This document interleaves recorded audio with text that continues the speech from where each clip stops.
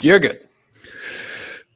Why is it always this way? Why do we always have to start off saying the dumbest thing we heard yesterday, the dumbest thing we've heard perhaps in the last 3 or 4 days? Why does it always have to be the president? Why does it always have to be the leader of the free world who says something dumb? It's so frustrating. I mean, I respect the fact that our president is not afraid to sit before the cameras, to face the questions, unlike his opponent, who is hiding in the basement still. And when's the last time Biden took a tough question, a real question from anybody? It's been pre-COVID.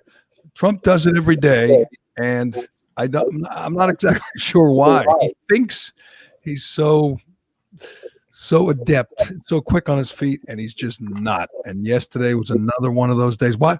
Well, let me ask you this, Shattuck. Why is he doing an interview with Axios, with this British guy from Axios? And why you give your response, Shattuck? Jerry, go put your headphones on. We're getting feedback. Jonathan Swan is really talented. He's really good. He's a smart guy. He's usually a little different than the pack. I don't think this interview was up to Jonathan Swan's usual level. This was low-hanging fruit stuff he did. This is like the quizzing George W. Bush on the presidents of foreign nations from 20 years ago. I think Trump wants the reach. He likes ABC, I think, in Axios, and I think he wants the reach. It's very sophisticated, this channel and this show. And I understand for a guy from Manhattan, which is where Trump's mind is, that he thinks that this is a format where he can shine and thrive and look good. But this was a test. This was essentially a competency, IQ, and kind of speech test, if anything. And this is not Trump's strong suit. He needs to go somewhere where he can get questions where he can tee off on them. And this was not the place to do it. I don't think it was terrible. I think if you watch this thing and you hate Trump, then you're going to get exactly what you're looking for. You're going to have Trump stammering and being inarticulate and not having a depth of knowledge on issues. But if you already factor that stuff in, like I think Trump supporters have, then it's benign. It's just... All right. Am I still having technical difficulties, Cullinane? We're not getting as much feedback, but we are getting some feedback. I don't know if that's from you, Shattuck. I don't know. Yeah. I don't hear anything here. Nothing's playing. Yeah, I think some kind of feedback is coming from Shattuck. So I don't know if you can mess with that, Shattuck, while Jerry goes on here. Give it a shot, Tom. I mean, I don't know why we didn't figure this out before the broadcast started. I think something changes when you go live. I don't know why, because we talked for 15 minutes and we couldn't diagnose things. Anything that's I just hear normal or anything bad. What do you hear? Well, we hear ourselves back to us. Oh, do you still hear yourself back to us? Testing 1, 2, 3. Testing. I am not anymore, so thank you. Oh, good. Okay, can we start over? I know we have a Facebook Live audience. Who cares? It's not a big deal. Just go for it. Start over. Cullinane was so happy too before we started this broadcast, because his heroes, and I'm not sure if you're fully aware of this, Shattuck, but his heroes, he's a grown man with kids, mid-30s. His heroes are Rear Admiral Ryan Whitney. That's his real hero, because not only is he a hockey guy, but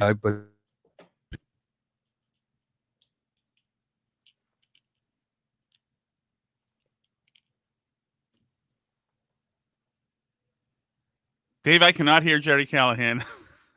Yeah, I literally was taking off my headphones to see if that was just on my end. Now Jerry is just gone. Okay, what is going on here? I think I don't know how your internet is responding today, unfortunately.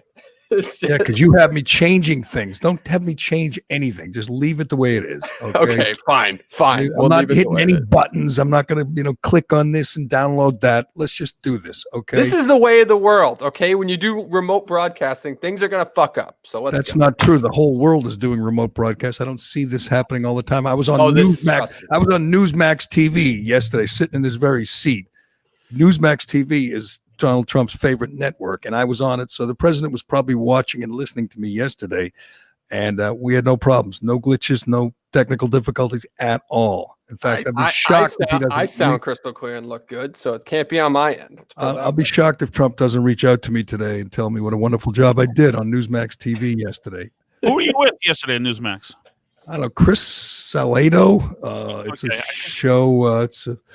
Yeah, it goes head to head against the Five, so I don't know what our numbers were, but I think I kicked Gutfeld's ass yesterday. That's my Let me feeling. tell you something. I tuned in after you tweeted that.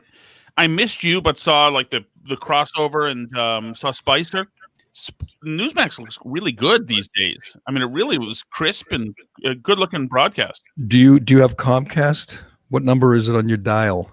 No, I watched on my computer. I got it. You watched on your computer? Yeah, I guess people can do that too, but I got to find it because I got to start watching it because, it's going to be important. That's what Trump's watching. He's watching Fox and Friends, and he's watching OAN and Newsmax. OAN, and he's watching Newsmax TV. And I heard somebody was theorizing that if Trump loses, that his next move would be to buy one of those networks and just go, scorched earth 24 hours a day with pro-Trump, anti-Biden, anti-deep state, anti-swamp broadcasting, and attack Fox because he's turned. He's no longer happy with Fox. He likes Fox and Friends, but he hates Chris Wallace and hates certain personalities they have on the network. He expects full support 24/7, and he's not getting it, and so he's not happy. That's why he watches Newsmax TV. That's why he saw me yesterday. But he has that like Team Trump. Obviously, it's all campaign shit. But he has that Team Trump online where they all have like 10 different shows every day. That doesn't seem to get too much traction.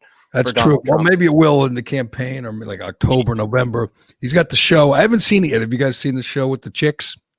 It's kind of the View, Trump version of the View with Kimberly Guilfoyle. It's much better looking, much easier to look at than the actual View. Instead of Joy Behar, you get Kimberly Guilfoyle. Yeah, and Lara Trump is on there. And Lara Trump as well, who looks so much like Brandy Love. She looks like a younger Brandy Love. And that's a compliment. But your imagination can run wild when you see Lara Trump. If you're a Brandy Love fan, and who isn't? Let's be honest. Lara Trump is good, and so is Guilfoyle on that show. And Don Jr. is a good interviewer. He's on that show? No, he's not on the show, but he's on the Trump TV network. So they're doing something out of Manhattan. And they're expanding a little bit, as a matter of fact, and they're talented. They're talented people, and I think that'll be definitely if he doesn't win re-election, he'll either merge that into OAN or something, or just create his own thing. Newsmax. He'll have 45 million Americans who are religiously watching him, and as he's a pundit, as the Biden campaign. Grinds along. Biden presidency grinds along. What's frustrating though is when you see whoever it is, Kimberly Guilfoyle, Lara Trump, Donald Jr., if you see Kayleigh McEnany, if you see Mike Pence, they all are more articulate than Donald Trump. And I know he's not supposed to be polished. He's supposed to be, this bull in the china shop and all that. But yesterday, he goes on this Axios, and it's just cringy. He talks about John Lewis, and again, I respect the fact that he didn't pretend he liked John Lewis. He hated John Lewis, and John Lewis hated him. You're not supposed to go to the funeral, any of the 6 or 7 funerals of John Lewis. You're not supposed to attend those if you hated each other. That would be phony. That would be disingenuous. That's what George W. Bush did. That's what Mitt Romney would have done. I respect the fact that he says, no, I don't like him. He doesn't like me. But when asked about John Lewis by this Axios guy, he says, I don't know him. I don't know anything about him. I mean, you got to at least pay lip service to the man's, heroism, courage in the 60s. You have to say, yeah, he was a great civil rights hero, but he was a terrible congressman. That's the answer. You say what he did for civil rights, what he did, in Selma. He got arrested 40 times. He had his skull fractured, by Klansmen, by thugs, and he lived to tell about it. His story's amazing, but he was terrible as a congressman. He was terrible for his district, and he didn't like me, and I didn't like him. That's the answer. It's not. I don't know. I mean, it's just stumbling and bumbling. I guess he thinks that he can wing it, when he sits down with people like this, and he thinks maybe the people around him tell him he did a great job. I don't know if you heard the answer he gave again to the Ghislaine Maxwell question. Again, just stupid. Can we play the answer he gave the Axios guy? And why again? I'll ask you, why is he sitting down with Axios? What does that get him? I don't know why he sits down. I mean, he still sits down with Maggie Haberman. I know. I don't know what his problem is. He thinks he can talk these people into liking him or not trying to ruin him, and it'll never happen. They hate him. Their life's goal is to ruin him, to see him go down in flames. And somehow he thinks if he sits down, he can charm them. But can we hear what he said about Ghislaine Maxwell?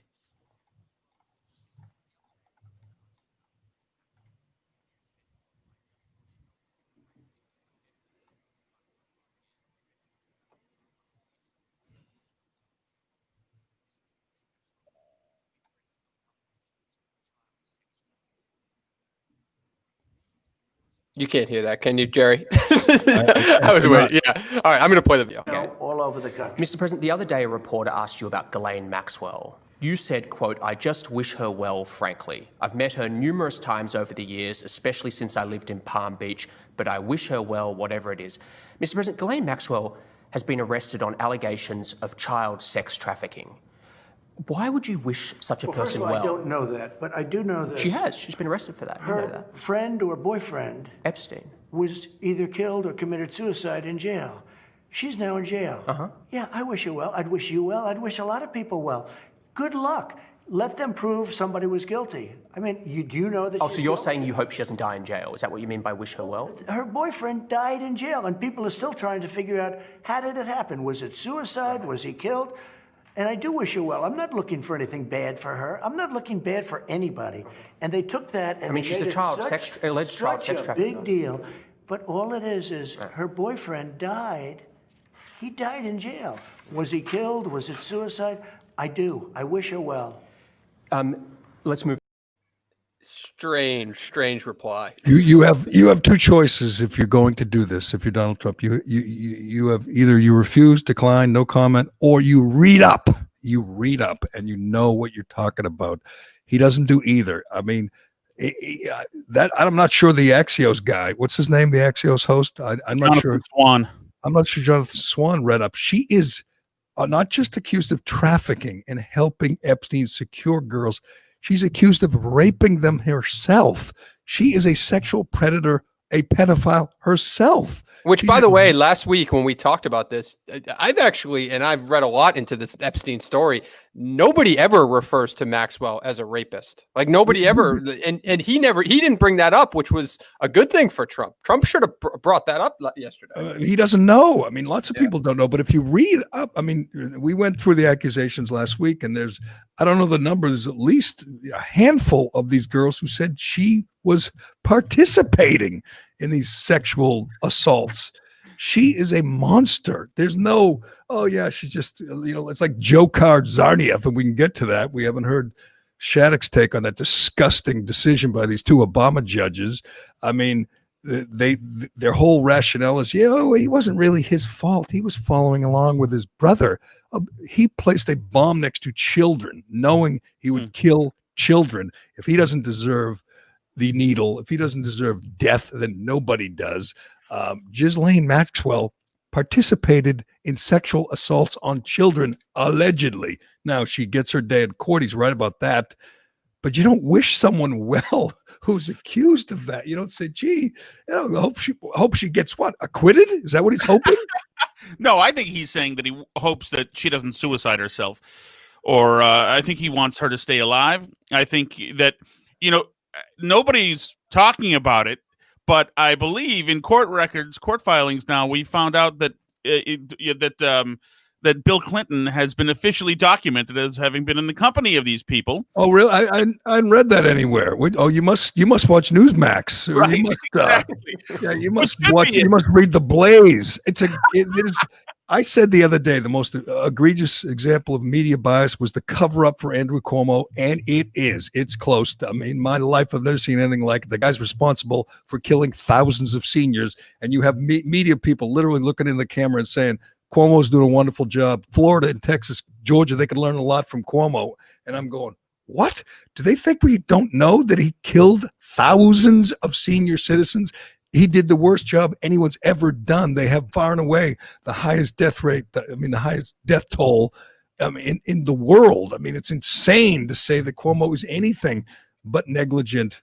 But in this example, it's incredible. We learned that Bill Clinton was on an island with children for sexual who were there for sexual purposes. We learned 2 witnesses and flight logs. Bill Clinton, former president, icon in the Democrat Party still. Hillary Clinton's husband, right. Allegedly, was on an island with children, and it's not in the news. I mean, I saw the review of this. I think Newsbusters had it literally ignored by all the usual suspects. The Washington Post, New York Times, ABC, NBC. He's was a president, and he was there with children for his sexual gratification, and we don't read a word of it. Can you imagine, Tom Shattuck? Can you imagine if that were you name it, George W. Bush, Mitt Romney, Donald Trump, you name it? It would be banner headlines for days. The cover-up for this sexual deviant, for this scum, Bill Clinton, is incredible. Well, certainly the standing order in every news desk and city desk would be, go down to your politician and ask him if he disavows Bill Clinton. Ask him if he disavows the Clinton machine and certainly the power ascension of Bill Clinton, and ask him to elaborate on that. But nobody's being asked anything. And it is remarkable because not only is this the spouse of the standard bearer of the Democrat Party, but if you look at Hillary Clinton, she's married to this guy who appears now to be a prolific sexual assaulter. But her Hillary's go-to, her advisor, her primary advisor, was Huma, who was married to another guy who had an affinity online for underage women. So it's odd, and I'm not a Pizzagate guy and all that stuff and QAnon, whatever, but there's a trend here that's being uncovered. And you would think somewhere that somebody would be mildly interested in this stuff, but it is. I guess in generations past, maybe, but now it is just picking sides, and all the mainstream media is on one side. They're all invested in this. They don't care. And there's a cultural unraveling happening. And then you talk about Tsarnaev, Jerry. How would Tsarnaev not be a hero to Antifa and these revolutionaries? He's against the United States government. The bourgeoisness of what he saw, he attacked.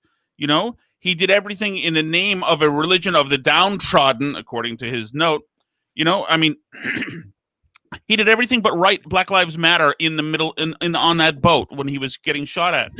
This is a guy. I don't think it's impossible this guy's a free man in coming decades if the trend continues as it is. Of course not. Right? Yeah. Unless he writes "Babies' Lives Matter" in chalk on the sidewalk, he's probably going to see the light of day. we pick and choose, but it is amazing that the Clinton story barely gets mentioned. I'm thinking a former president we now know was on an island with his friend, perhaps the most prolific pedophile in U.S. history, Jeffrey Epstein. He took a private jet. He ordered the Secret Service to get lost, and he went there to cavort with children. And it's barely mentioned. But these are still just accusations, right? Like they unsealed the documents, but it's all Virginia. Is it Jeffrey, however you pronounce her name? I believe all women, Dave. I think that's the new cultural standard, and it's also it's in court. And also, it's funny that the bigger crime is that Trump wishes her well, which is wacky, than the fact that this former president did this stuff. And it's not a crime. What Trump did is not a crime. It's just dumb. Right. Just dumb. You did it once. That's one thing. You got mocked. He just did it again. He just wished him well. Again, does he wish Bill Cosby well? Does he wish Harvey Weinstein well? It's just stupid. He's the law and order president, and he's wishing this sexual predator well. But Cullinane's just hoping, and you know what? So am I. Just hoping that your pal Alan Dershowitz gets caught up in this, because I think the longer Ghislaine stays alive, the more she has a chance to talk, the more trouble Dershowitz is in. I'll say it again. Dershowitz claimed he got a massage.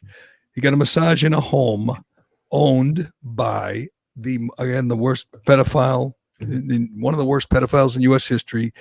The walls in this home were adorned with pictures, photographs of naked children. And Dershowitz wants us to believe he just went there for a massage.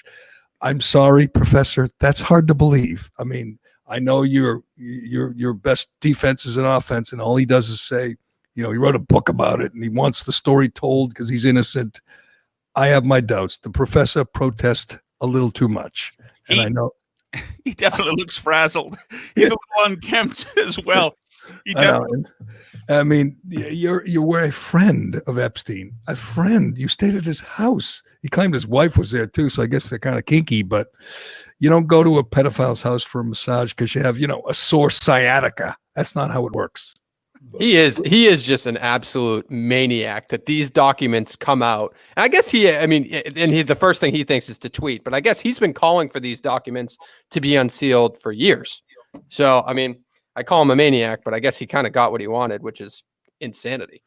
Well, not really. He wants to appear like he's innocent, so he attacks and says, bring it on.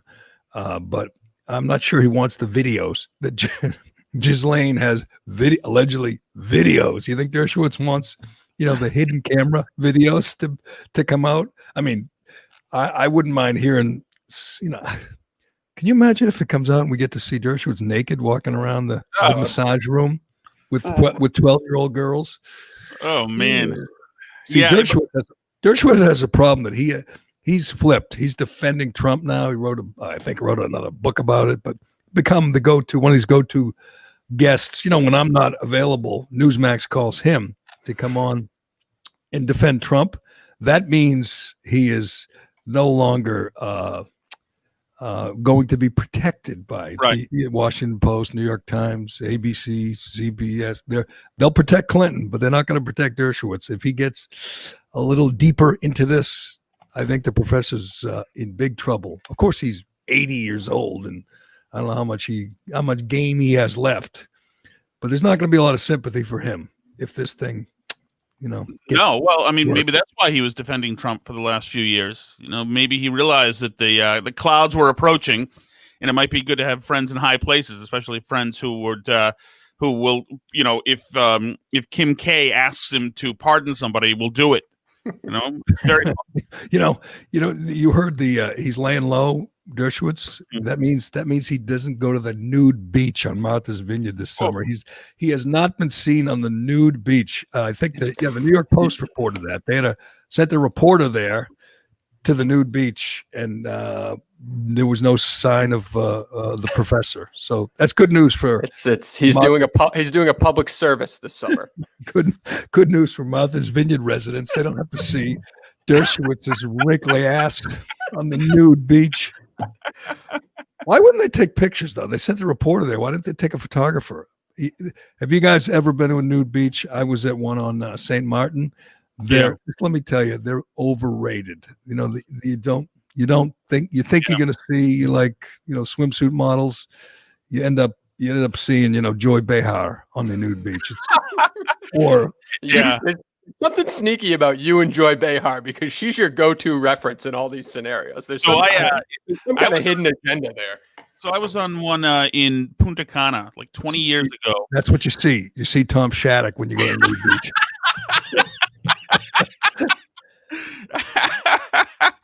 Every human body is beautiful, Jerry. Okay. No, I was not nude, but it was mostly at that point. It was mostly tourists from Spain and Italy, and there were a lot of packages that attracted young people because there were little discos around, etc. And I would say that represented New Beach as well. And I don't think that the crew I was with from South Boston necessarily represented the American ability to absorb it in a calm manner. Well, there was a regular beach. My wife and I were walking on the beach, and it just suddenly turns into a nude beach. But there's a sentry there that stands just before you get to the nude beach, stands there naked, just to give you the shock, the warning of what's to come. And it's this skinny guy with this thing hanging down to his knee, and it's just and it's just the size. It's like he's like a tripod. He's got 3 legs, and you stop and you look and you go, holy crap, what is going on? Then you realize you're on the nude beach, and he's just standing there, his arms crossed, watching the reaction. That's what some people are there for. some of the guys. They want to see the reaction to. Yeah. They're very proud of themselves, and you look and you go, holy crap! We didn't take our clothes off. We just walked the nude beach because it was part of the beach. Right. And he just stood there and smiled and watched people's reaction. And that's the one and only time that I've seen Dershowitz naked. Yeah. Yeah. I don't like guys who are naked and want to talk to you. Like, even believe it or not, when I had gym memberships, Right at the gym. guys would be shooting the breeze with each other, about getting a good tea time somewhere and be totally naked. I'm like, there's some subtext happening here. No question. Yeah. It's a weird thing. Yeah, nude beaches are not what they should be. But you get the same thing if you go in the locker room at a gym, and there's some guys, they don't want to leave. They want to walk around naked because they're proud, and they want kind of like to force you to look at them, and you're going, okay, we got it. You're proud of yourself. I don't want to hang with you. No, Jesus. But when they put one leg up on the bench, Right. you toweling off. What is going on here, man? Right. They start Me talking. too, So that mo- storm's coming in. The Dow's down for 3% over year over year. It's like, you're also pleasuring yourself as we're discussing this. So can you not? No, I don't like that. I don't like that you've got octogenarians thinking it's a really good idea to be naked all the time. This is this is not a good thing. No, and I think what the Washington Post, by the way, I think they did a whole story on Epstein and Ghislaine and didn't mention Clinton. Didn't mention him. I think it was the Post. Could have been the Times, but we know the cover up is in full effect. They mentioned Trump, who kicked Epstein out of Mar-a-Lago and has denounced him. Didn't mention Clinton, who took, I think it was 26, 27 flights on the Lolita Express and went to the island. And there's only one reason to go to the island. The same reason, Prince Andrew went there and others. Massages, right? Massages from 12-year-old girls. All the massage therapists From are 12-year-old in sex the Caribbean. slaves. Yeah, isn't that interesting? But I mean, at this point, it's all in. There are total blinders happening. We're still getting people saying the governor of New Mexico is still saying you're not allowed to campaign or do politics out in the streets in any way. No campaigning, no lit dropping, no door knocking, no nothing. That said, peaceful protests are encouraged. So it's like the same thing with the Clinton thing. Is that they now have blinders on and they are all in. There's a fake world happening, like this holodeck world happening out there, and it's being reported on and talked about like it's a normal thing. It's amazing. One of the worst things. I mean, you couldn't draw up a worse thing than, I think it was the 7th John Lewis funeral. Could have been the 8th, but the funeral they had the other day in D.C. They had hundreds of people fly in from all over the country, gather in a small, enclosed indoor space, breathe all over each other, then fly home. I mean, it's the one thing above all others that the government, that these governors and mayors have said you just can't do. You can't go to church. You can't have gatherings of over more than 10 people. You can't fly in without quarantining. They broke all the rules, and the mayor said that's okay. It was for a good cause. It is really exposing these frauds like her, she's like fining people for going outside without a mask, and she's welcoming this huge gathering from people all over the country saying, yeah, but John Lewis was such an important figure. We can, risk everybody's life. It is laughable at this point. There's 2 sets of rules. I know you saw the kids who wrote "Babies' Lives Matter" with chalk, which I assume like your kids do in the driveway, right? Chalk. The next time it rains, it's gone. With chalk, they wrote "Babies' Lives Matter" or "Black Babies' Lives Matter." They got arrested. Mm-hmm. I think the total number of people in D.C. who were arrested for defacing property was 3 after the last 2 months of destruction and looting and vandalism. I think 3 or 4 people total in DC were arrested for defacing property. They arrested these 2 kids, college kids, for writing "Babies' Lives Matter" in chalk. Now suddenly those 2 cops are good cops. Right. Finally, we got some good cops around. And that's remarkable too. It's, they've been writing. Somebody wrote in Tulsa, I think, "Back the Blue," and there've been all sorts politicians saying it's a racist message. And can you imagine just simply support the police? Not the police who killed him, just the police in general is absolutely considered a slur now. And it's crazy because just a year ago, Jerry, I'm going to try to play some audio here and it probably won't work, but I'm going to try anyway. Just a year ago, remember this. Behind me, a filled room of 9/11 first responders. And in front of me, a nearly empty Congress. Your indifference cost these men and women their most valuable commodity, time. It's the one thing they're running out of. This should be flipped. This hearing should be flipped. These men and women should be up on that stage, and Congress should be down here answering their questions as to why this is so damn hard and takes so damn long. They did their jobs with courage, grace, tenacity, humility. 18 years later, do yours. Thank you.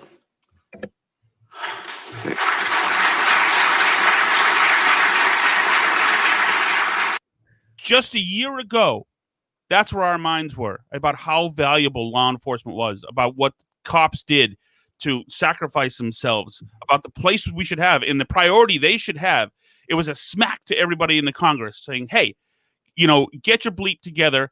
These people should be elevated, and these people should be considered heroes and they should be a priority. That was just a year ago. You don't have to go back a year, Tom. You have to go back 2 months before George Floyd, and we'll get to George Floyd. There's a new video that's pretty revealing. But before George Floyd, we were told the first responders were all heroes. There were all those TV commercials. You don't even know what the product was. There was soft music and showing, cops, first responders going to work in the middle of this pandemic, doing their jobs, cops, firemen, first responders.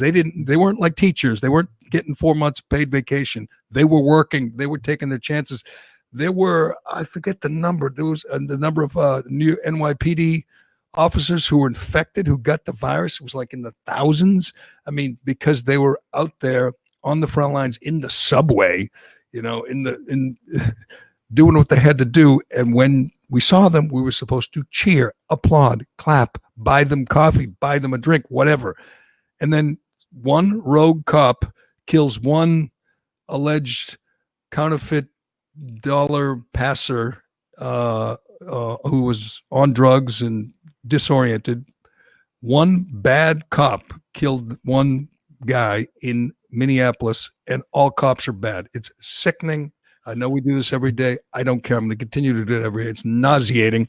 We did the Bruins. We'll get to the Bruins story because we got new developments on that. The Bruins story where the Boston Bruins, and many teams have a good relationship with the cops, have worked with the cops in so many charitable things. The Bruins are one of those teams. They've always been close with the Boston Police Department, and even recently, no exception. There's a shirt that Charlie Coyle was wearing that says BPD, and the B is the Bruins B, and the BPD stands for Boston Police Department, but it also kind of the emblem shows that they're part of the cops and the Bruins are in this together. Right. Boston Bruins, an executive for the Bruins, according to our guy Turtle Boy, had that photoshopped off Charlie Coyle's shirt because they're not proud of their association with the Boston Police anymore. They Tuukka Rask wore a hat that just said Boston Police, and the Boston Globe, of course, who is leading the charge, the Boston Globe, which is the media wing of the woke mob, and they're leading the charge against the cops these days. They wanted to know why Tuukka Rask was wearing a hat that said Boston Police when they're supposed to be honoring, Black Lives Matter, as if they can't do both. It's sickening.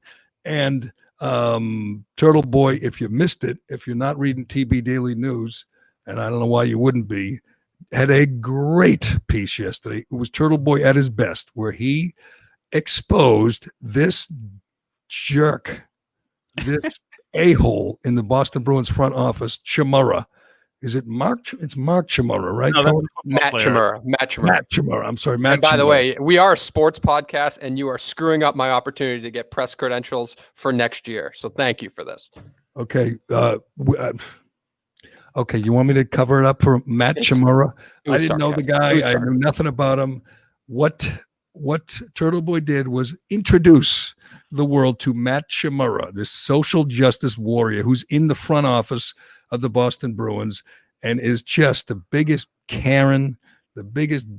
He's got a series of emails that he writes to the town he lives in, Cohasset, because he drove by a construction project and these hardworking blue collar guys out there in the heat of the day were not wearing masks or properly social distancing. They weren't near him or his kids, but they were just doing their jobs. This guy's writing angry emails to the town, complaining and saying he's going to take action and he might, there might be litigation involved. And I'm saying, God, it is the definition of just an a-hole. If you read this, this is the guy who is photoshopping or ordering the photoshopping of the jersey to get the Boston Police logo off the Bruins Charlie Coyle's t-shirt. That's the point we've reached. Yeah, well, you've got to be a spineless worm, just a worm, or just you have a mental health issue if you're somebody who does that, like what he did with the Bruins shirt. And it's as if these companies, it's not just the Bruins, but it's like as if somebody was embezzling. Suddenly, all the resources are on this. We need to investigate and fix this and prove to the world that we're indeed the noble people we're saying we are. And the Photoshop job, and Aiden was right, a great catch, was sloppy too. So it was so important to put out the fire. Oh my God, there's a police emblem, as if it was a fire in the break room. Right. Put it out first, and we'll figure out the rest later. It's like, disgusting. It was fucking impossible not to get caught photoshopping that out. I mean, It was just you either you don't post the pictures or you put it out there and you do some corny statement afterward that we all would disagreement. But to Photoshop it out is one of the most degrading things to the cops who. I mean, to your point, Jerry, like the Boston Bruins Foundation, it's almost built on alumni hockey games and police departments and firefighters. Like, fuck you. Can you tell me? I'm serious about this. Is it this simple that Derek Chauvin killed George Floyd, so the Bruins are supposed to hate cops? Can you help me with that? Yes, the police are now a slur. Well, absolutely. So some asshole in the front office of the Boston Bruins says, no, we cannot have a police emblem on our shirt or on a hat. We must hate the Boston police because one bad cop in Minneapolis. That's where the difference comes, I think. Because that's not how they digested it. They think that happens 50 times a day. Okay, it doesn't. It doesn't. And I have no tolerance for ignorance. If you're so ignorant, if you think it happens, if you think there's an epidemic of police brutality in Boston, you're wrong, you're stupid, or you're dishonest. There's no other way around it. You can't tell me that we have to hate cops because some guy in Minneapolis, some bad apple, killed one guy in Minneapolis. So in Boston, we have to hate the BPD. No, but it's because on Twitter, it happens millions of times every day. That's the only reason this is happening. It is because they are caving to the Twitter mob and the Karens of the world. And that's what it's not the actual incident. You brought this up all the time. It's just absurd. It's so right. And you also got people locked down, and you've got guilty upper class white people in neighborhoods who want to feel good about themselves and somehow eke out an endorphin rush during this time where everybody's locked down and you're feeling extra anxiety. I'm sure they're taking 18 different psychotropic medications anyway, and they want to rush. And so they've been told by cultural forces that this is the new reality, and you can be a warrior in this. You can be somebody noble and join the fight. You can stop or at least demonstrate physically. You can go out and do it and put it on Facebook that you're part of the revolution that's going to stop the carnage and the wanton killing of blacks every day that's happening at the hands of cops. Yeah, there's no epidemic of police brutality. That's a lie. There is no systemic racism. That is a lie. Until we get to that point where we question this blanket indictment of all the cops and the system, it's all pointless. I mean, this is also part of the story. If you still think you have an honest media. I mean, I don't know who still thinks the Boston Globe is a real newspaper, but you got to read Turtle Boy and ask yourself why. It's a great story. I'm sure he's getting 1 million clicks. It is going to get picked up by national outlets, not mainstream ones, but national conservative outlets will pick it up, and you will have and the Globe will cover it up. The Globe will cover it up. They will cover up for this. They don't cover news. They are again the media wing of the woke mob. They will try to protect Matt Chimura, the social justice warrior in the Bruins front office. If it went the other way, if it was a right winger in the Bruins front office, they would write about it every day and demand his firing. And people on Twitter were demanding the firing of this guy. And I don't demand anyone's firing, but if they did fire him, I'd say, hey, wow, the rules work both ways. Because if he were a right winger, he'd have been fired already. Mm-hmm. He'd have been fired yesterday. It was crazy. It's this bending of reality that you can't have this stuff without the suburbs, without, the housewives who now hate Trump buying into this. So now you've got this, the country is essentially caught up in the Stockholm syndrome where they're believing all this crap. It's a total bending of reality. It was in 2008 or whatever it was. Remember, Papelbon would fist bump that cop out there, this cop who like raised exactly, and it was cute and whatever because he was. You think the Red Sox? Is any sign of that in the back front office of the Red Sox right now? God no. They're making sure that they don't get associated with the cops. They'll lead the charge. John Henry, Sam Kennedy, they'll lead the charge in making sure they distance themselves from the cops and making sure that they think cops are bad. Cops are bad. Right. Just like they think Red Sox fans are bad. Red Sox fans are all racist. Cops are all racist. They will try to distance themselves from them. I promise you. But Cullinane's happy because his heroes at Spit and Chicklets talked about it. You think they did a good job? Is that your take on this, Cullinane? I do think they did a good job. Yeah, I'm hearing echo there, Shattuck. But I do think they did a good job because they covered kind of all angles of it. They didn't have to. They're a niche hockey podcast. They didn't have to. Why not? It's a good story. Why do you say that? If they're a hockey podcast and there's I said this to you last week. We live in a fucking bubble. There's you, there's Kirk, there's maybe one or two other people in the world that cover stories like this. Most people don't. They talk hockey games every day. So they don't have to do something like this. I respect it when they do, and I thought that they covered it the right way. They shit all over. Biz just absolutely piled on Matt Porter. Biz did? Yeah, he just crushed him. So, which must be the most degrading thing ever for a hockey nerd like Matt Porter, who just worships hockey guys like that. So it was fantastic. I couldn't believe yesterday, and I'm friends with people who are just obsessed with the Bruins. Nobody knew about this story. Nobody. They should wake up and start reading Turtle Boy because it's a great story. I mean, I'm telling you, this is what he does best, exposing frauds like Matt Chimura of the Boston Bruins. And I think I was surprised because even if he is a big liberal and even if he hates cops, that he would do this as part of his job because hockey people aren't like this. You think a lot of Spit and Chicklets listeners, a lot of, big hockey fans, guys like you, Cullinane, don't like cops? You think they all, you think they relate to Black Lives Matter activists or Antifa? Of course not. There's no crossover. The hockey guys don't hate cops. Hockey guys like cops. They appreciate cops. They're good Americans. If you put that shirt, like if you just went to bostonbruins.com and put the shirt that Charlie Coyle was wearing next to, like, if it was just a Bruins logo in that spot or the BPD Bruins logo, I guarantee you more people would purchase the BPD one. Honestly, right. I really believe that. So I think that they are not happy today, or at least they shouldn't be, with Matt Chimura and the organization. This guy's got power. He's got enough power to do this, to order this photoshopping, to make it clear that the Bruins are going to distance themselves from the Boston Police Department. I love the personality type, Jerry, that you talked about. He complained about workers not having masks on. It's so perfectly the personality type because remember in Melrose, Massachusetts, where they dared to say all lives matter on a police sign, and then they had to investigate. The police investigated, and the mayor apologized to the world, etc. And that's the same. If you go on their Facebook page, a community group, there's always somebody complaining about landscapers starting early in the morning, starting at 7:00. They woke me up with leaf blowers. With leaf blowers, exactly. And of course, the landscapers who very often are visitors to this land from other countries, those are the only hours they can do it and not boil in the sun. But no. These middle class, upper class white people are like, oh God, I have to hear that. Why don't they wait until 3:00 when it's 104 degrees and then do it? But it's just they're all the same kind of person. Should we hear from Wit and Biz?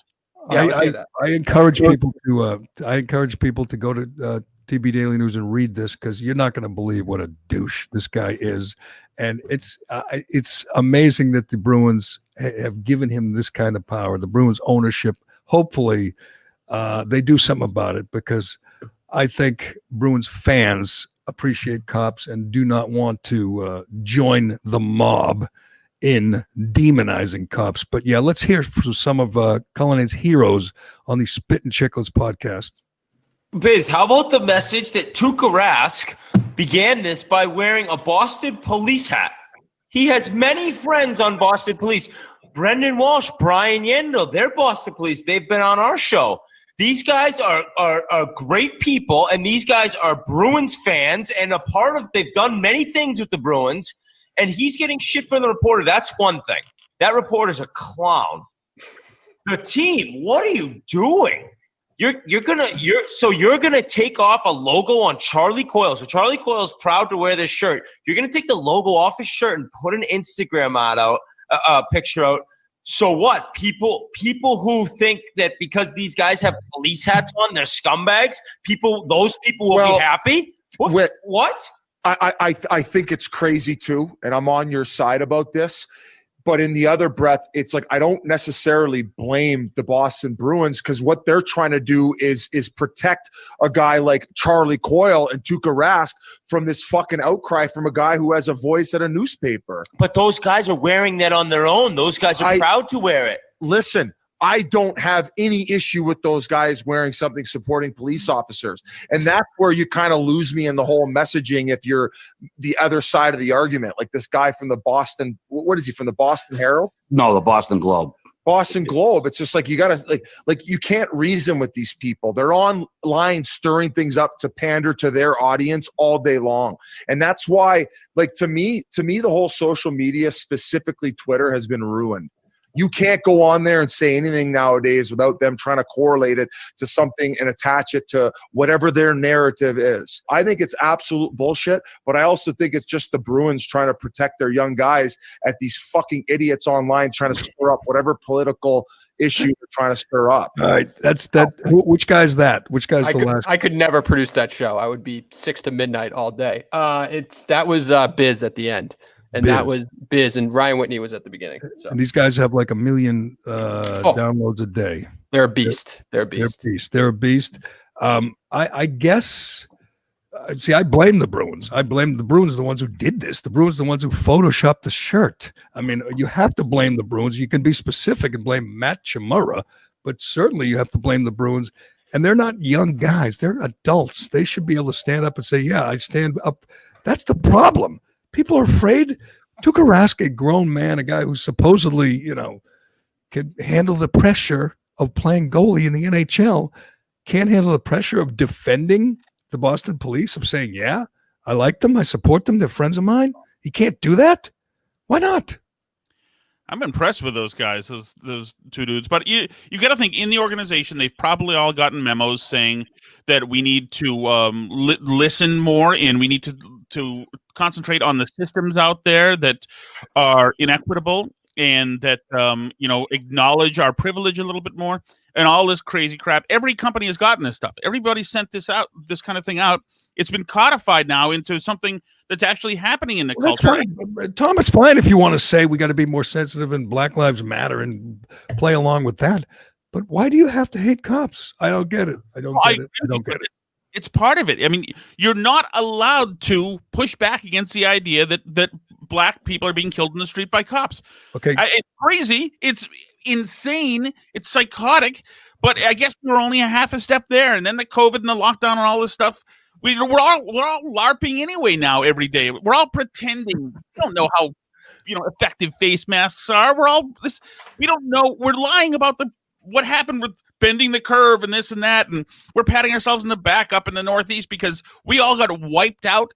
3 months ago now, we're now casting judgment on Florida, whose death rate is below, all these states up here. Way below. We're all pretending so much now anyway that it's not hard to nudge you just one more step so that we're not in reality. And you got to think Photoshop sales must be through the roof this year between the Bruins and the Red Sox, putting MLK and Chaim and Chaim Bloom's this year, if you invest in Photoshop and invest in companies that remove graffiti, and if you're in the Northeast, invest in coffins actually, because it's been the COVID has annihilated. I'm gonna invest in little tiny coffins for like kindergarten kids who are gonna go to school and they're gonna die. The teachers union told me that. The teachers union they're now holding protests where they have little gravestones with children's names on them, 6, 7-year-olds names, because if we force them to do their jobs, children will die. That's the new outcry from these friggin' phonies in the teachers union who are lying to you because they want to keep two things. I always say it's all about stopping Trump, beating Trump, and it is, but it's about that and keeping the vacation going. If you're a teacher, in the teachers union, it's about keeping the vacation going. So they lie to you and tell you children will die. Children won't die. Children don't die. They know it, but it's a great battle cry to keep the vacation going and to stop the evil orange man. But here's another narrative that's going to die. I want to get to this George Floyd video that the Daily Mail released yesterday, a 2-minute video, which is remarkable. And there's one narrative that's kind of dies with this video that kind of doesn't hold up. And we'll get to that after I tell you about Shea Concrete. Shea Concrete is a 4th-generation owned and operated business that's working hard day in and day out to be a trusted precast concrete partner. You know about this company. It's a great company, a local company. It's all over New England. Got 4 state-of-the-art manufacturing facilities around New England, and they're all great places to work. So maybe that's a place for you. Maybe that's something you should do. Check out the jobs at Shea Concrete. I'll get to that, though. First, if you're a contractor, let me tell you some of the products Shea can deliver to your job site ready for installation, like today or tomorrow, real quick. Water and wastewater products, underwater stormwater systems, stairs and bulkheads, deck footings, electrical and communication products. The list goes on and on. These guys can do it all. And if you're an engineer, let me tell you what else they can do. They can help you design your next project. They can sit down with you in front of the computer and help you figure this whole thing out. Give them a call for more information or for an estimate, or just log on to sheaconcrete.com. And the other thing you can do there is look at the job openings. These guys are cranking. Business is good. The concrete business is good. And maybe if you're one of these people who's lost their job during this lockdown, maybe this is the place for you. Maybe this is the bounce back job you're looking for. Check it out at sheaconcrete.com, or just send your resume to jobs@sheaconcrete.com. How many times, by the way, do you think that the Boston Bruins or the TD Guard, I know you're going off, sorry, but how many times do you think that they had to utilize the resources of the Boston Police Department last year or the year before? Like, how many times? Well, I hope the cops, maybe not in this instance, I like when I hear about cops fighting back, like they're refusing to work details for the Democrat convention, which probably won't even happen. It'll probably be virtual anyway, but they are seeing what the Democrats are doing. They're using police as a wedge issue, saying, we have to defund. By the way, I don't even understand why Republicans go along with this police reform, why they go along with these, qualified immunity, get rid of qualified immunity. Screw that. Defend the cops. Right now is the time they need you. If you're a politician, if you're a city manager, city councilor, you should be defending the police department in your town. We see what happens when you don't. We see what happens when you defund them. Crime is soaring in all these cities where they're defunding the police, particularly in New York City, where they got rid of the plainclothes unit. It's going to come back, by the way, because people are scared. You'll never see an interview on the street, man on the street interview with someone who lives in the community or works in the community who says, yeah, I want to get rid of cops. Those are people in the suburbs. Those are people in Wellesley who are sitting back, these limo liberals saying, yeah, the police are killing unarmed black kids. Let's get rid of them. The people in the city, they don't want to get rid of cops. They want more cops. They need cops, and they know it. But hopefully people like the Bruins will wake up and say, no, we're not going along with the mob. Wear your cop hat. Wear your cop shirt. Let's honor the cops. They should do it. I don't even know. Let's make can we make like a Jerry Callahan show support the cops t-shirt or something? Maybe I should work on that. Can I do that? I should go to the next one of these Back the Blue rallies. I'd like to go to one of them if we have them, if we're allowed to have them in Boston. I know they have them in other cities, but I don't think the mob is going to like this new George Floyd video. And I'll tell you why. It's disturbing. He is a mess. He claiming over and over again that he's claustrophobic, that he can't get in the car. He can't get in the cruiser after they arrest him. He's clearly on something. He's clearly paranoid, delusional. But there's one thing missing. It's a 2-minute video, correct? Do I have that right? 2-minute video? Yep. There's one thing missing, clearly missing from this, even with Chauvin, who is a bad guy. I have no doubt. One thing missing. You guys know what it is? No. There is no mention of race. There's no racial element. There's no racism in this. None. They don't ever mention race. There's no racial slurs.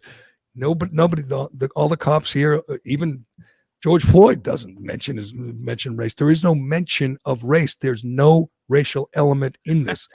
It's also going to help the prosecution. Hurt the prosecution of the cops because, as you know, Keith Ellison wanted it to be first-degree murder, and you're going to see this, and you're going to say, "There's no, premeditation here." It's a situation that got out of control. That a guy who just was resisting from the beginning, he just didn't want to get in the car. He didn't want to cooperate. But it is sad more than anything else, that especially when you're thinking this is the guy's final moments on earth. It's kind of sad because he is pretty disoriented. Would you agree? Yeah, are we playing it?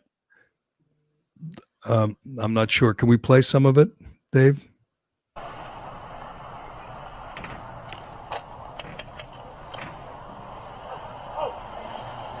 I see your hands. Stay in the car. Let me see your other hand. I'm sorry. Let me see your other hand. Please, both hands. Put your hands up right now. Let me see your other hand. Put your hand up there. Put your hand up there. Hands on the wheel. Hands on the wheel. I'm sorry, brother. Who else is in the car? This is my Put your foot back in. I'm so sorry. God dang, man. Man, I got shot the same way as I was before. Okay, well, when I say let me see your hands, you put your hands up. I'm so sorry, brother. You got them? Man, dang, man. Put your hands on top of your head. Last time I got shot like that was I was Hands on top of your head. Hands on top of your head. Step out of the vehicle and step away from me, all right? Step out and face away. Step out and face away. Please don't shoot me. Please, man. I'm not going to shoot you. Step out and face away. I'm going to get out, man. Please don't shoot me, man. Please, man. I just lost my mom, man. Step out and face away. Step out and face away. Please don't shoot me, Mr. Officer. Please. Don't shoot me, man. Step out and face away. You're not shooting me, man? I'm not shooting you. Step out and face away. Okay. Please, man. Please. I didn't know, man. Get out of the car. I didn't know, Mr. Officer. I didn't know. Right now. Stop moving. Put your hands behind your back then. I'm not going to do nothing. Face in the door. Get his other arm. Hey, you come back. Stay in the car.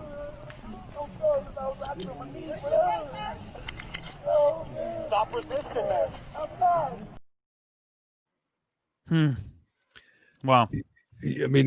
We know now that he had fentanyl in his system, along with marijuana and meth. That affects, your respiratory system. Mm-hmm. I don't see if they literally pursue first-degree murder. I guess he'll get convicted. Chauvin will get convicted of something. I don't think he'll ever see the light of day. But what if there's any kind of acquittal? This is going to make what happened, the first go round look like playtime. It's going to be insane. Yeah. It's going to be insane if any of these. Well, I shouldn't say any of these. If Chauvin gets acquitted on any count, people are going to just burn stuff down all over again. And he could get acquitted on one account. He's dead to rights on certainly the equivalent of second-degree murder, I think. But those guys, the other cops, they could certainly go free. There's no doubt about that. So Ellison went in there. He bigfooted the DA, and he went in there and he rewrote the complaint, the criminal complaint. So what they contended was the truth and was the narrative of the timeline of events. What the original DA did, the Attorney General, Keith Ellison, went in and bigfooted it, erased stuff, and changed stuff. So now you've got inconsistencies in the state's case against the cops.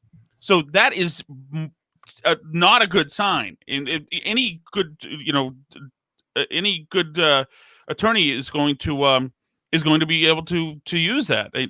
And so I think that these other guys will skate. I think jurors tend to side with cops who are doing their jobs, and if the other cops walk the other three, and there's a good chance of it, what does that lead to? If they get one conviction, it's Chauvin, he goes away, but the other three go free.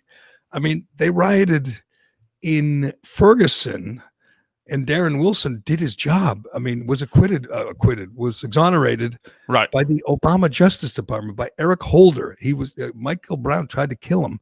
Big Mike Brown tried to kill him, and he did what he had to do. And he, lost his job or whatever. He had to leave town. But I mean, that was perfectly legal and justified. In this case, if you acquit the other three on whatever charge, is that going to lead to more mayhem, and are they going to destroy the city all over again? Well, so it matters, first of all, who's president at the time. Good point. If Biden's president, then you won't see all of the propagandic forces of the media and other influencers calling for a revolution. And it also, it's going to be trouble. It also matters, by the way, if by then the middle-class folks from Wellesley are still into this game that they've been enjoying. They went through the craze where in 1992 where everything became clear, Pepsi clear, and everything was clear. And then that went away, and then they all wore Livestrong bracelets for a number of years, and then that all went away. So this is another accessory. So if they're sick of this accessory of virtue signaling and in showing what a good person they are in Facebook, then this won't have the power that. Well, you know what's going to happen, Tom. At some point, they're going to go back to climate change. They're going to go back to the people in the suburbs, the wealthy limo liberals are going to go back to climate change and forget all about systemic racism. So maybe you're right. If Biden's president and this kind of fades, it's not as trendy. It won't be as big a deal, but that's why the DA in Louisville's not pressing charges against the cops in the Breonna Taylor. That's not why. It's one of the reasons is that he thinks that he can't get a conviction, and if he doesn't, if he presses charges and they get acquitted, then you have probably problems coast to coast all over again. Not just in Louisville, you have it all over the place, and the NBA guys will be stoking the flames, and the people who live in the inner city and have businesses, they're the ones who will pay the price again. Well, what I want to expand on what we said. You're right, Jerry. And if that happens, if these guys get off, it's not just, let's say Joe Biden wins. Well, if Joe Biden wins, obviously that means it's his vice president who wins. If that vice president is Liz Warren or is Kamala Harris or is Bass, then you have somebody who's going to be going by the doctrine of Black Lives Matter and can only, if they're sticking to the doctrine, encourage more peaceful protests. Right. Because they've already said that this has been a very good thing. We've had a national reckoning, finally. A conversation. Yes, we're learning about systems, and finally we're listening, and we're seeing Black people for the first time, Jerry. You've never seen Black people before. So now we're seeing them, and we're hearing them for the first time. We're listening. Yeah, that's right. So this has been a cathartic experience for the country that's been very healthy with no downside. It's not as if there's been a spike in crime, in black neighborhoods by 200 and 300%, which is causing, the cessation of black lives by the hundreds more than ever there was last year. So yeah, if this is spun into what happened in the summer of 2020, which I contend has been the worst summer for Black Americans since the 1960s, because the neighborhoods now are uninhabitable and there's crime or rampant. The cops now have been either backed off or are backing off to save their own lives. And then the economy, of course, is tanked because we've been told that we need to suffocate the economy to kill the virus, even though up here we suffocated the economy and we didn't kill the virus. In other states down south, where we're laughing at those states now, they didn't suffocate the economy, and they did a better job at getting rid of the virus than we did. And in Sweden, they didn't shut down anything, and they're doing a better job than we did. We know, if you're paying attention, lockdowns don't work. All they do is give more power to out of control tyrants like Charlie Baker or Andrew Cuomo or Philip Murphy. They don't work. They didn't work. We know that now. We can never, ever, ever go back to locking down again. It's madness. And we probably wouldn't be at this extreme if it weren't for the election coming up. It's all about the election. Kids, if this weren't an election year, the kids would be heading back to school. They'd all be picking out new backpacks right now and getting new sneakers. Your kids would be ready to go to school, and so would everyone else's kids. But there's more important things at play here. You got to stop the evil orange men. All right, two things I want to get to before we're done here. And they're kind of related. Dan Le Batard's a big star on ESPN. He's as woke as they get. He's that's why he's got like 6 jobs at ESPN, even though his TV show is one of the worst television shows in the history of TV, where he sits there and makes fun of his father. It's awful, but he has always got a place at ESPN because he's as woke as they get. He's as liberal as they get. He hates Trump. He hates cops. All the usual stuff that gives you job security at ESPN. Yesterday on his show, they did a poll where they asked, and it's so sickening to me, but hey, that's okay, because again, he's a good liberal. He could do this. He asked if you would. I'm looking at the poll right now. Did you put that up, Dave? I just did. Tough to read, but it's there. The guy who blew out his knee, Jonathan Isaac, Orlando Magic. He stood for the anthem. The guy's a hero in 2020. Showed great courage. The rest of the team, the rest of the league, took a knee. I believe he's one of 2 guys to stand. He did it because he's a Christian. He doesn't bow before, take a knee. Bow before Colin Kaepernick. He bows before Jesus Christ, is pretty much what he said. To me, he's a hero. We talked about it. I mean, people started buying his jersey, by the way. He's just a guy on the Orlando Magic who had the guts to stand. Well, 2 days later, he blew out his ACL in a game. I don't know if you're aware of this. They're playing NBA games down in Orlando. And Dan Le Batard, this load, put out a poll question, said, is it funny that the guy who refused to kneel immediately blew out his knee? Is it funny?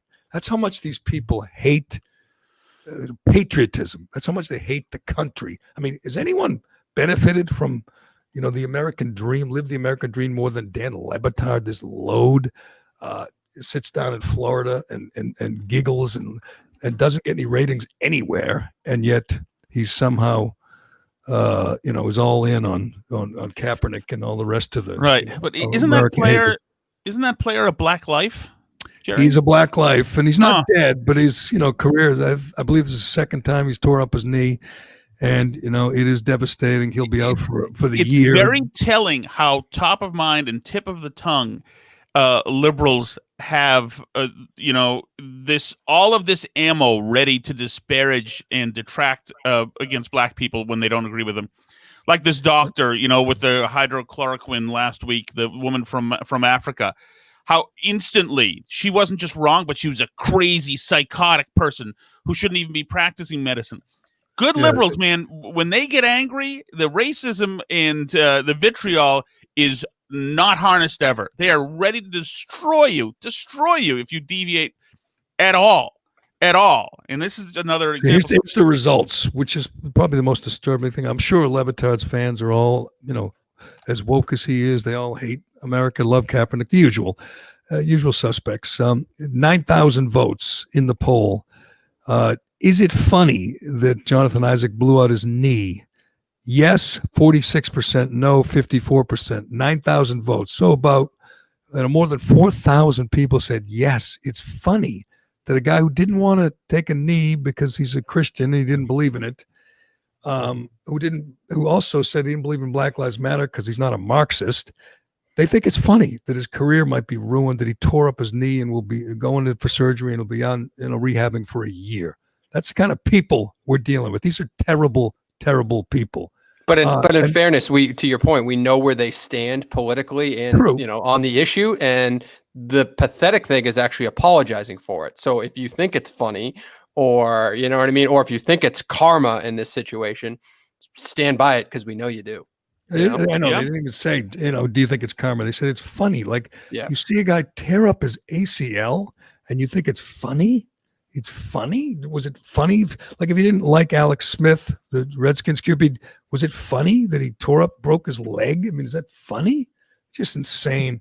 At the same time, on the same day, I'll tell you, Levitard's in no trouble at all his producers, whoever was part of that, and the guy who thinks Lawrence is a lovely town. What's his name? Stugatz. That guy. They're not in no trouble at all because, again, it's ESPN. They're all good woke liberals, so they can do things like this. No repercussions, no blowback at all. But I tell you who is in trouble: the guy at the Navy SEAL Museum in Florida. I didn't even know there was a Navy SEAL Museum, but this video went viral yesterday. At the Navy SEAL Museum, they did a exhibition with attack dogs, where the guy was like, he had the protection, the pads on his arms, and they were showing how these dogs that work with the Navy SEALs go after, bring down whatever, terrorists or drug dealers or whoever, bad guys. And they put the guy who was going to be attacked in a Colin Kaepernick jersey. So this is a big deal. This got the, woke Twitter all in an uproar. Again, you cannot desecrate St. Colin. You cannot slander St. Colin. Well, Jerry, he's a god to them. He hates America. He hates cops. He loves Castro. He salutes and honors cop killers. That guy somehow is untouchable, infallible. Well, Jerry, I would say that it was an unwise symbolism was reached there. First of all, a dog. Sicking dogs on a black person brings up some imagery of events that really did happen, and now with Kaepernick, I would say that was a dumbass move by the Navy SEALs, and I would say I would agree it was a dumbass move. But let me ask you this: what if it was a cop, and maybe the Navy SEAL guy was a cop, but what if it was a police exhibition where they were showing how the police dogs attack bad guys? And not a Navy SEAL. Just play along with me. So that cop, isn't he allowed to hate Kaepernick? Because Kaepernick hates him. We know that. Kaepernick hates him. Why does it only work one way? Kaepernick, again, honored a woman who assassinated a cop. Kaepernick wore the cop pig socks. Kaepernick said cops are no different from the guys 150 years ago, 200 years ago, who chased down, hunted down runaway slaves. He didn't say some cops. He said all cops. He hates cops. Are cops not allowed to hate him back? Well, they're allowed to hate him back, but not while on the clock. They're supposed to be the protectors of everybody in the community, including Kaepernick, even though he is a jerk. So wait till you're off the clock and do your own thing, I guess. Everybody, Navy SEALs and everyone else is distancing themselves from this guy. But to me, I mean, what if I think of, and you're right, it's a terrible image to have a black guy and or the jersey of the black guy, but I'm thinking of, what if it were, I don't know, some other sports villain, if it were Alex Rodriguez and they put Alex Rodriguez A-Rod jersey on him. What if it were, I don't know, who's another sports villain? What if it were Tom Brady? Because most of the country hates Well, Tom. yeah, but you would attribute it to sports, like a stupid little, Yeah, it's like Brady a would be stupid little thing. jersey. That's Colin what I mean. Kaepernick isn't an athlete anymore. Colin Well, that's the Kaepernick is- point of the yeah, jersey. yeah. It's a football jersey. It's a Right. football player. I mean, that's what it is. It's a jersey from the sport that he played. If it were Tom Brady jersey, would there be any uproar, or is it just about race? There would be no uproar. Same with A-Rod. I think there'd be no uproar whatsoever. So it is. Yes, it's about race, it's especially now because you can't deny the conversation happening publicly, and so yeah. I mean, I don't think it's not the end of the world. I mean, if I were in the organization there, I would say, really, you had to do this crap right now, where it's on me. It's definitely tone deaf and stupid. Right. But I mean, whoever, I don't even know, the guy who did it works at the museum, and he'll be fired. Probably already is fired, and they will, probably fire everybody who was involved. It's a terrible look. It's a terrible visual. But again, I want to know why Kaepernick is allowed to hate people, hate cops, and they can't. It's so hate him funny, back. Jerry. You and Aiden talked about this yesterday. Kaepernick is nowhere to be found. Nowhere to be found. Never. He's the symbolic head of this whole thing. He's nowhere to be found. So that leaves a vacuum in the real leadership, which brings in Sharpton and Jesse Jackson and these guys who are all probably in their 70s or older now. So, where is this guy? Where is Cap? He's, The guy. well, I mean, I know you haven't paid as close attention as I have because he's, was a big story in sports and sports radio for years. He's never accountable. He's never available to answer questions. Even the fake tryout he had with the NFL last year, he controlled everything. He had his own camera guys there. It was an ad. It was a chance to promote his brand. He moved the workout to a different field because he didn't want the NFL to control it. He doesn't want to play. He was just promoting Nike. His products are made by slaves, by Uyghur Muslim slaves in China. Doesn't care about that. Doesn't care about the oppression of people in China or anywhere else for that matter, Cuba. All he cares about is his brand, and it's working, man. LeBron James, the biggest star in sports right now, after opening day in the NBA, said, "I hope Colin's proud of us. I hope this unemployed, cop-hating demagogue." That's his first thought. I hope he's proud of us. Not, and by the way, Jonathan Isaac, he worships God, Jesus. LeBron James worships Colin Kaepernick. That's the difference. And it's so oddly, what a paternal thing to say too. I hope you're proud of us. The guy has not done anything. It would be better, or it would make more sense. That just shows you that this is just simply a cultural phenomenon that's happening right now, and it's just been fueled by everybody being shut in, people not knowing how to handle it. A constant barrage of media propaganda, which makes people think that they're living under siege of a madman in the White House, and it's all come to this. I'm just disappointed that we're like, this is how it ends. We're this stupid in this country. Right. It is amazing that you're under siege, and the narrative now is let's get rid of cops. As violence spikes, and people are, it's like Fallujah in Chicago, and the answer our leaders, or half our leaders, have is, what? Let's get rid of cops because of systemic racism. Well, morons like LeBron James play along with the narrative. He says black guys can't leave their house without being hunted down. I mean, it's total garbage, total fiction, but he's a leader, and he's a good woke liberal. So people think somehow LeBron is telling them the truth, telling them what they need to hear. It's kind of sad.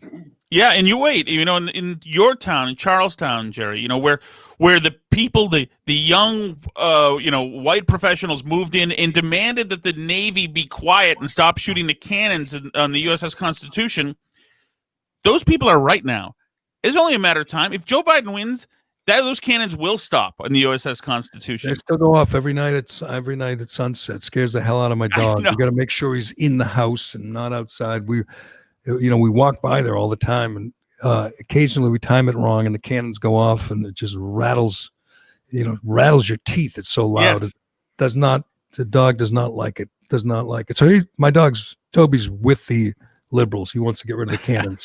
But you're right. It just, there's no end to it. We think we've reached peak madness, peak insanity, and then along comes the Boston Bruins to Photoshop a T-shirt, and you say, holy crap, it's crazier than ever. It's going to get worse, at least until November 3rd. It's going to get worse and worse, and we'll be here to talk about it. Well, in 2 days from now, Jerry, is the anniversary, of course, of the Holocaust over Japan by the United States. That's true. If your prediction is next year, if Biden wins, we will apologize to the Japanese people. We will apologize 1 year from tomorrow, or whatever it is, to the 6th, 2 days. 2 days from now. We will be apologizing next year at this time. Right.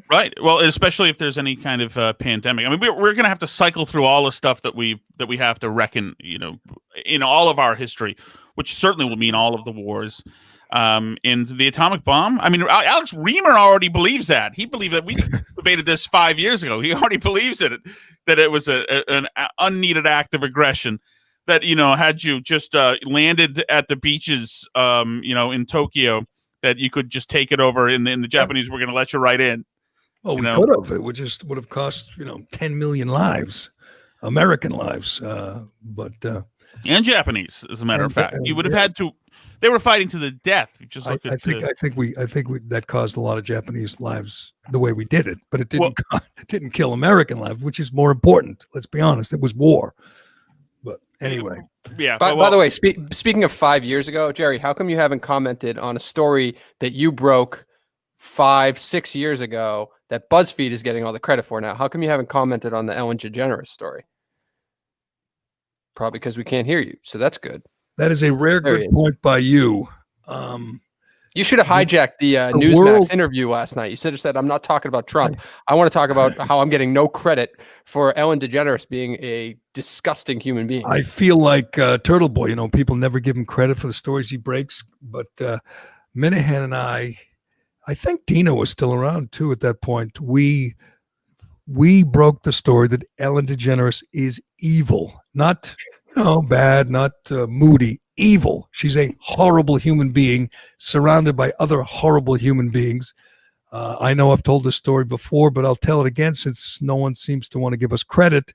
Sam Thomas was a Jimmy Fund kid, nice kid, going through an extremely tough time. I forget exactly how old he was when he went out there, 13 or 14.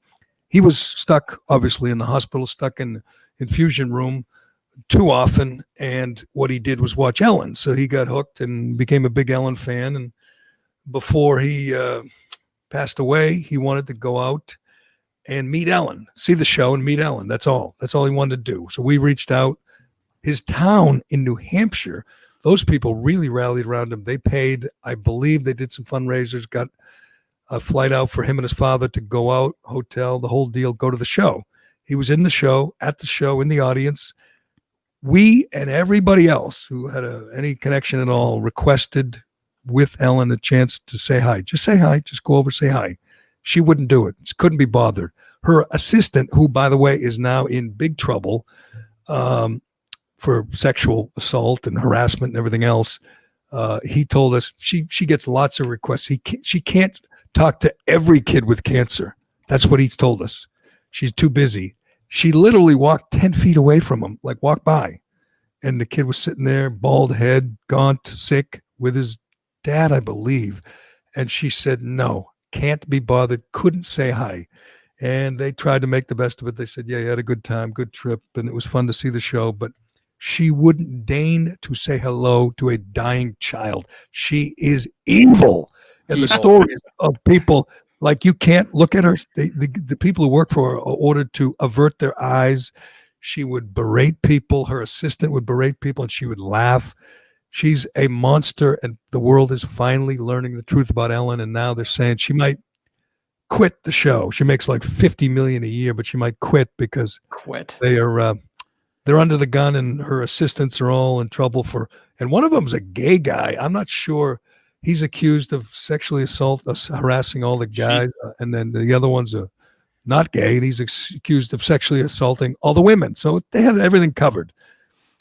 She dances, Jerry. She dances for the first few minutes, and then she took that selfie during the Oscars a few years ago. She's a great person. And by the way, Howard Stern, the biggest sellout in media history, told her he really loved the way she danced. Howard knows the truth about her, and he had her on the show and kissed her. You know how ass. we know she's an evil person because not one of the Hollywood elites that go on her show every freaking month to promote their new item has come out and defended her. Like, where is Justin Timberlake or Jennifer Aniston? Nobody is saying anything because they know she is a horrific human being.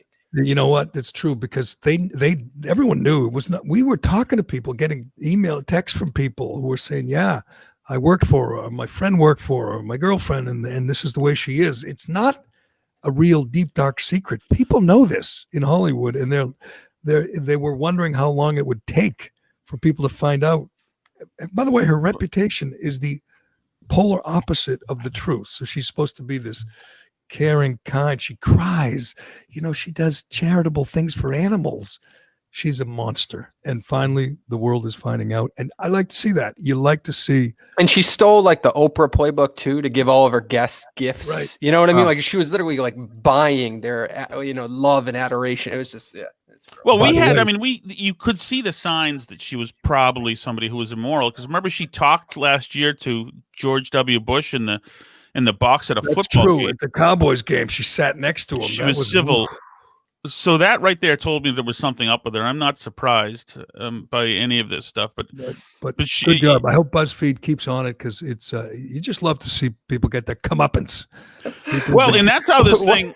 This what world do we live in where somebody should utter the words, "I hope BuzzFeed keeps on it"? Yeah. You know what I mean? Instead of focusing on, which Friends cast member are you today? Like, why is BuzzFeed breaking the same thing to bring this all together, this circle?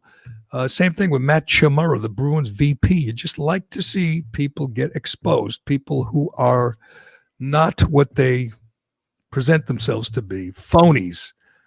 Karens, bullies. That's what these people are. Matt Chimura bullying construction workers who are out working on a hot day, and he's bullying them because they're not wearing their masks. Maybe they have trouble breathing. It's so hot and they're working so hard, but he doesn't care. He pulls in his air-conditioned Audi with his latte and sits down and sends an angry email to the friggin' town manager. Despicable guy.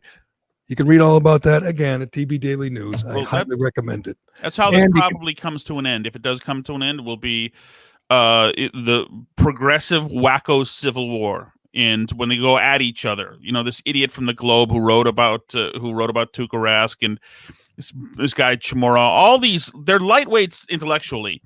They're big symbol people. And the fact that they're turning on each other right now, that is a good thing and possibly the way out of this craziness. Mr. Chimura, please don't lump me into the show and all of it. Next season, when I apply for my press pass, they have really good food up there in the press box. Really good food. So I'd like to get in. God. Coward. Free popcorn, all the good stuff. All the good stuff. Just tell them, that you were dead set against Turtle Boy exposing this fraud me piling on. You were there to defend him. You're going to defend.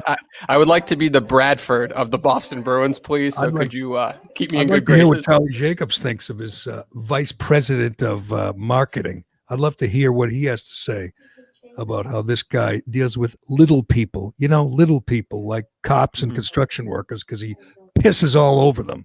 It's disgusting. But again, Turtle Boy gets all the credit. He broke the story. Read it on TB Daily News.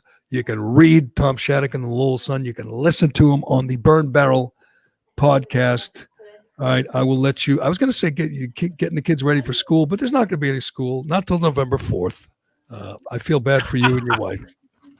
Yeah, if November 4th. We'll see. I don't even think so. November 4th. Oh, well, why would you keep them out after November 4th? It doesn't matter after that. You might as well send them to school. Everyone knows they're in no danger of getting the virus.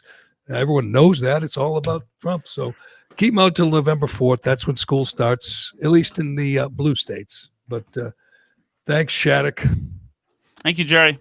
We will talk again soon. And thanks to Shea Concrete and DCU at Allied Paving and Raycon Do I have to thank anybody else, Colleen? No, but if you think that today's show was technically flawless, like I do personally, Correct. please go to Apple Podcasts and leave a review and say all the nice things. All the We nice get things. lots of reviews, lots of good ones. It always amazes me. I don't know why, because I get, angry tweets and angry texts, but we get good reviews and we got lots of them. So you can do that, and you can support us by supporting all our wonderful sponsors.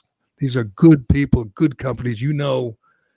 It's not easy sometimes to support a podcast like this one. You know what it takes. It takes good people with some backbone, and that's what we got. And we appreciate all of our support, all of our advertisers. Thanks to all of them. And thanks to you for listening. I'm Jerry Callahan. This is the Callahan Podcast, and we will do it again tomorrow.